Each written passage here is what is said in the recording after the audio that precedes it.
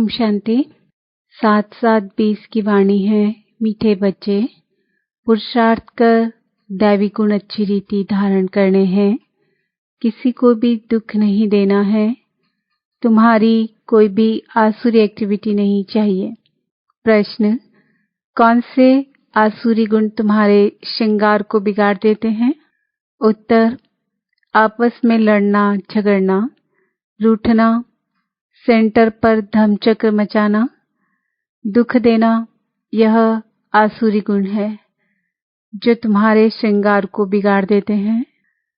जो बच्चे पाप का बन करके भी इन आसुरी गुणों का त्याग नहीं करते हैं, उल्टे कर्म करते हैं, उन्हें बहुत घाटा पड़ जाता है। हिसाब ही हिसाब है। बाप के साथ धर्मराज भी है। गीत है, भोलेनाथ से निराला कोई और नहीं। ओम शांति।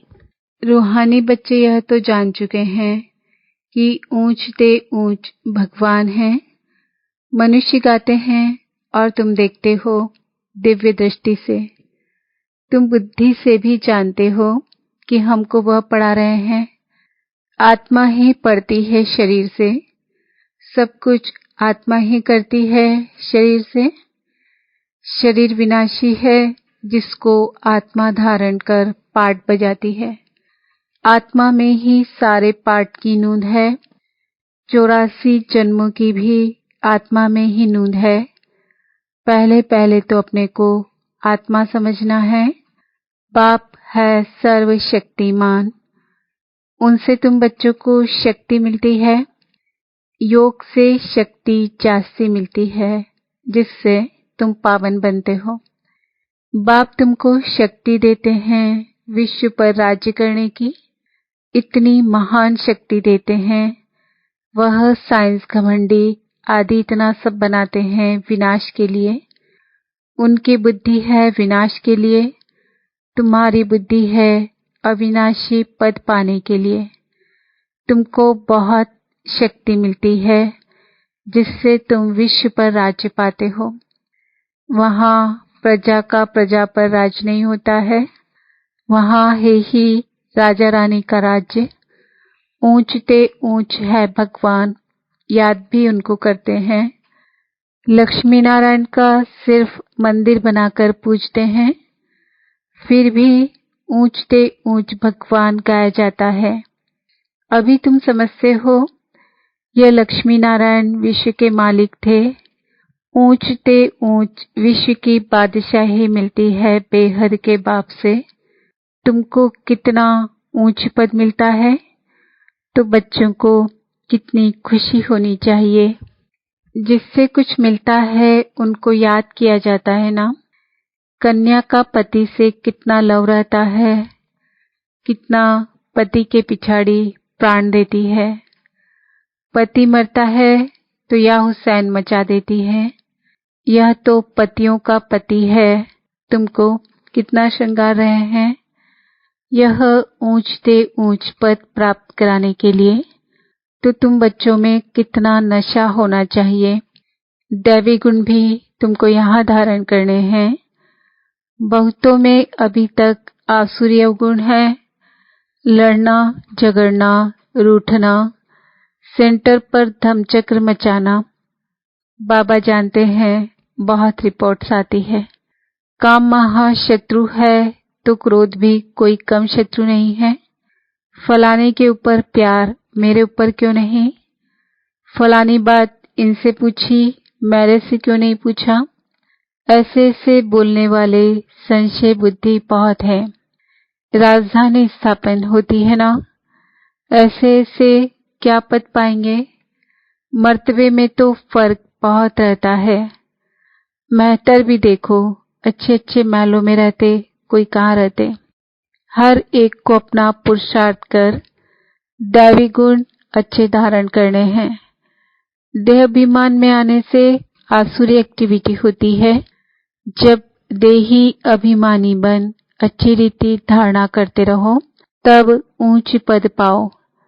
पुरुषार्थ ऐसा करना है दैवी गुण धारण करने का, किसी को दुख नहीं देना है। तुम बच्चे दुख हरता सुख करता बाप के बच्चे हो। कोई को भी दुख नहीं देना चाहिए। जो सेंटर संभालते हैं उन पर बहुत रिस्पॉन्सिबिलिटी है। जैसे बाप कहते हैं, बच्चे अगर कोई भूल करता है तो 100 गुना दंड पड़ जाता है। देहाभिमान होने से बड़ा घाटा होता है, क्योंकि तुम ब्राह्मण सुधारने के लिए निमित्त बने हुए हो। अगर खुद ही नहीं सुधरे तो औरों को क्या सुधारेंगे? बहुत नुकसान हो पड़ता है। पांडव गवर्नमेंट है ना, ऊंचते ऊंच बाप है, उनके साथ धर्मराज भी है। धर्मराज द्वारा बहुत बड़ी सजा खाते हैं। ऐसे कुछ कर्म करते हैं तो बहुत घाटा पड़ जाता है। हिसाब ही हिसाब है। बाबा के पास पूरा हिसाब रहता है। भक्ति मार्ग में भी हिसाब ही हिसाब है। कहते भी हैं भगवान तुम्हारा हिसाब लेगा। यहाँ बाप खुद कहते हैं धर्मराज बहुत हिसाब लेंगे। फिर उस समय क्या कर सकेंगे?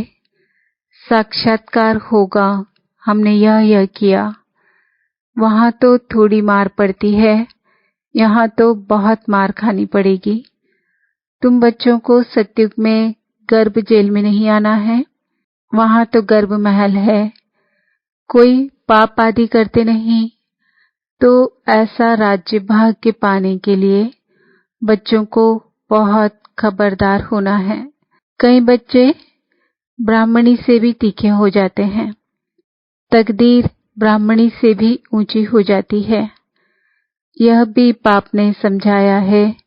अच्छी सर्विस नहीं करेंगे तो जन्म जन्मांतर दास दासियां बनेंगे। बाप सन्मुख आते ही बच्चों से पूछते हैं, बच्चे देही अभिमानी होकर बैठे हो? बाप के बच्चों प्रति महावाक्य हैं, बच्चे आत्म अभिमानी बनने का बहुत पुरुषार्थ करना है। घूमते फिरते भी विचार सागर मंथन करते रहना है।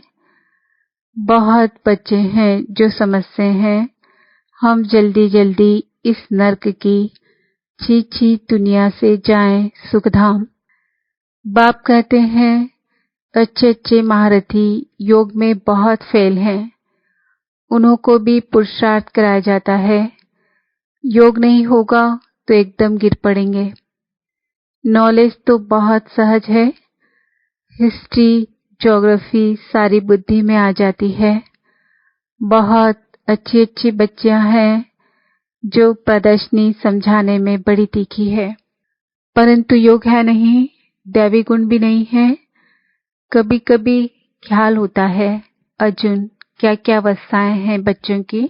दुनिया में कितना दुख है, जल्दी जल्दी यह खत्म हो जाए, इंतजार में बैठे हैं। जल्दी चलें सुखधाम, तड़पते रहते हैं। जैसे बाप से मिलने के लिए तड़पते हैं, क्योंकि बाबा हमको स्वर्ग का रास्ता बताते हैं। ऐसे बाप को देखने के लिए तड़पते हैं। समझते हैं ऐसे बाप के सन्मुख जाकर रोज मुरली सुने। अभी तो समझते हो यहाँ कोई झंझट की बात नहीं रहती है। बाहर में रहने से तो सबसे तोड़ निभाना पड़ता है, नहीं तो खिटपिट हो जाए, इसलिए सबको धीरज देते हैं। इसमें बड़ी गुप्त मेहनत है। याद की मेहनत कोई से पहुंचती नहीं। गुप्त याद में रहें तो बाप के डायरेक्शन पर भी चलें। देह अभिमान के कारण बाप के डायरेक्शन पर चलते ही नहीं। कहता हूँ चार्ट बनाओ तो बहुत उन्नति होगी। यह किसने कहा? शिव बाबा ने। टीचर काम देते हैं तो करके आते हैं ना। यहाँ अच्छे अच्छे बच्चों को भी माया करने नहीं देती।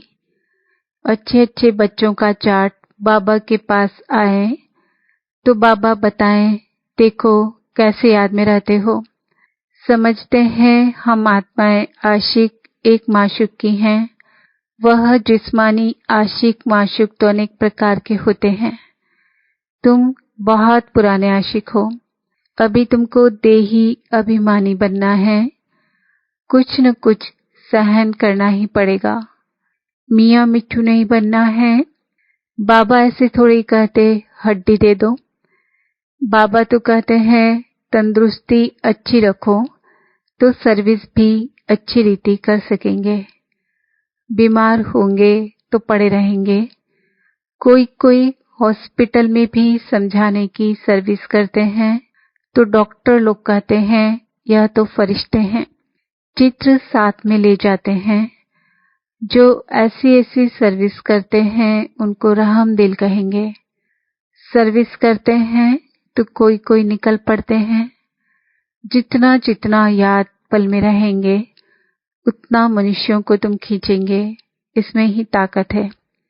प्योरिटी फर्स्ट कहा भी जाता है। पहले प्योरिटी, पीस, पीछे प्रॉस्पर्टी। याद के बल से ही तुम पवित्र होते हो। फिर है ज्ञान बल। याद में कमजोर मत बनो। याद में ही विघ्न पड़ेंगे। याद में रहने से तुम पवित्र भी बनेंगे और दैवी गुण भी आएंगे। बाप की महिमा तो जानते हो ना। बाप कितना सुख देते हैं। 21 जन्मों के लिए तुमको सुख के लायक बनाते हैं। कभी भी किसको दुख नहीं देना चाहिए। कई बच्चे डिससर्विस कर अपने आप को जैसे शापित करते हैं। दूसरों को बहुत तंग करते हैं। कपूत बच्चा बनते हैं तो अपने आप को आप ही शापित कर देते हैं। डिससर्विस करने से एकदम पट पड़ जाते हैं। बहुत बच्चे हैं जो विकार में गिर पड़ते हैं या क्रोध में आकर पढ़ाई छोड़ देते हैं। अनेक प्रकार के बच्चे यहाँ बैठे हैं। यहाँ से रिफ्रेश होकर जाते हैं तो भूल का पश्चाताप करते हैं। फिर भी पश्चाताप से कोई माफ नहीं हो सकता है। बाप कहते हैं क्षमा अपने पर आप ही करो। याद में रहो बाप किसको क्षमा नहीं करते हैं। यह तो पढ़ाई है। बाप पढ़ाते हैं बच्चों को अपने पर कृपा कर पढ़ना है। मैनर्स अच्छे रखने हैं। बाबा ब्राह्मणी को कहते हैं रजिस्टर ले आओ। एक एक का समाचार सुनकर समझानी दी जाती है तो समझते हैं ब्राह्मणी ने रिपोर्ट दी है और ही जास्ती डिससर्विस करने लग पड़ते हैं। बड़ी मेहनत लगती है। माया बड़ी दुश्मन है। बंदर से मंदिर बनने नहीं देती है। ऊंच पद पाने के बदले और ही बिल्कुल नीचे गिर पड़ते हैं। फिर कभी उठ ना सके मर पड़ते हैं। बाप बच्चों को पार पार समझाते हैं यह बड़ी ऊंच मंजिल है। विश्व का मालिक बनना है। बड़े आदमी के बच्चे बड़ी रॉयल्टी से चलते हैं। कहाँ बाप की इज्जत ना जाए। कहेंगे तुम्हारा बाप कितना अच्छा है।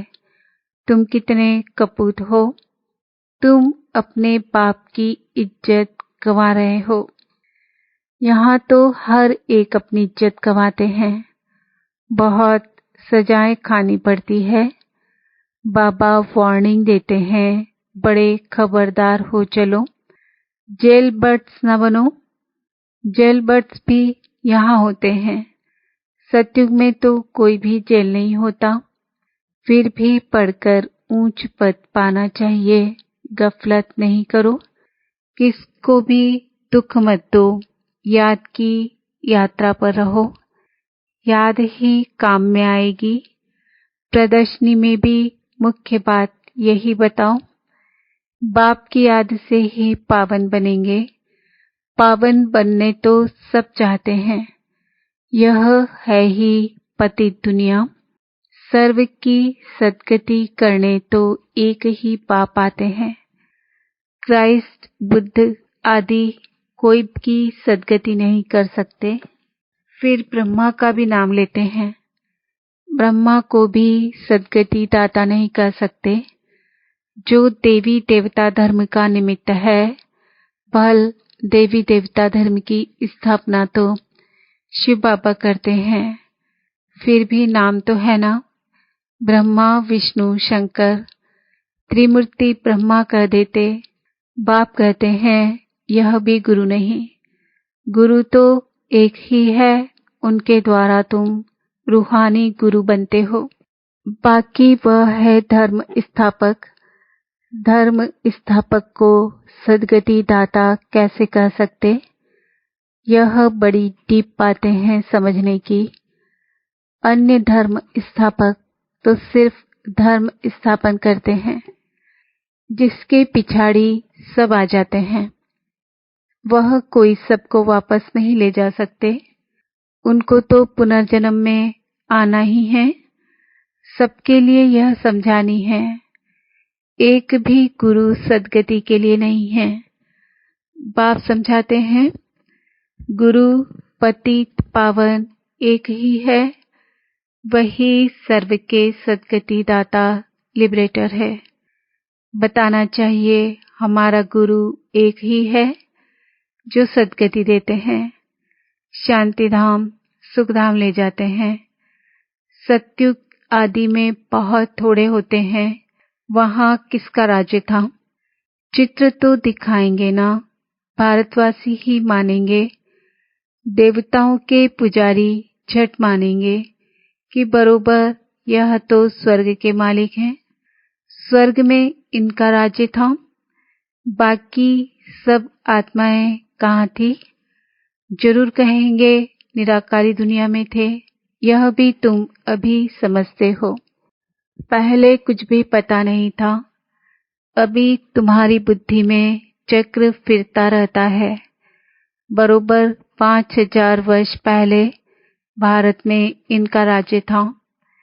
जब ज्ञान की प्रारब्ध पूरी होती है तो फिर भक्ति मार्ग शुरू होता है। फिर चाहिए पुरानी दुनिया से वैराग्य। बस अभी हम नई दुनिया में जाएंगे, पुरानी दुनिया से दिल उठ जाता है। वहाँ पति बच्चे आदि सब ऐसे मिलेंगे। बेहद का बाप तो हमको विश्व का मालिक बनाते हैं। जो विश्व का मालिक बनने वाले बच्चे हैं, उनके ख्यालात बहुत ऊंचे और चलन बड़ी रॉयल होगी। भोजन भी बहुत कम, जास्ती हबच नहीं होनी चाहिए। याद में रहने वाले का भोजन भी बहुत सूक्ष्म होगा। बहुतों की खाने में भी बुद्धि चली जाती है। तुम बच्चों को तो खुशी है विश्व का मालिक बनने की। कहा जाता है खुशी जैसी खुराक नहीं, ऐसी खुशी में सदैव रहो तो खान पान भी बहुत थोड़ा हो जाए। बहुत खाने से भारी हो जाते हैं, फिर झुटका आदि खाते हैं, फिर कहते बाबा नींद आती है। भोजन सदैव एक रस होना चाहिए। ऐसे नहीं कि अच्छा भोजन है तो बहुत खाना चाहिए। अच्छा, मीठे मीठे सिकीलदे बच्चों प्रति माता पिता बाप दादा का याद प्यार और गुड मॉर्निंग। रूहानी बाप की रूहानी बच्चों को नमस्ते। हम रूहानी बच्चों की रूहानी बाप दादा को याद प्यार गुड मॉर्निंग नमस्ते ओम शांति। धारणा के लिए मुख्य सार, हम दुख हरता सुख करता बाप के बच्चे हैं। हमें किसी को दुख नहीं देना है। डिससर्विस कर अपने आप को श्रापित नहीं करना है। अपने ख्यालात बड़े ऊंचे और रॉयल रखने हैं। रहम दिलबंद सर्विस पर तत्पर रहना है। खाने पीने की लालच को छोड़ देना है। वरदान, ड्रामा की नॉलेज से अचल स्थिति बनाने वाले प्रकृति व माया जीत भाव। प्रकृति व माया द्वारा कैसा भी पेपर आए, लेकिन जरा भी हलचल ना हो। यह क्या, यह क्यों, यह क्वेश्चन भी उठा। जरा भी कोई समस्या वार करने वाली बन गई तो फेल हो जाएंगे। इसलिए कुछ भी हो, लेकिन अंदर से यह आवाज निकले कि वाह मीठा ड्रामा, वाह, हाय क्या हुआ, यह संकल्प भी न आए। ऐसी स्थिति हो जो कोई संकल्प में भी हलचल न हो, सदा अचल अडोल स्थिति रहे, तब प्रकृति जीत व माया जीत का वरदान प्राप्त होगा। स्लोगन: खुशखबरी सुनाकर खुशी दिलाना, यही सबसे श्रेष्ठ कर्तव्य है। आज का सम्मान है, मैं आत्मा, प्रकृति व माया जीत हूँ। ओम शांति।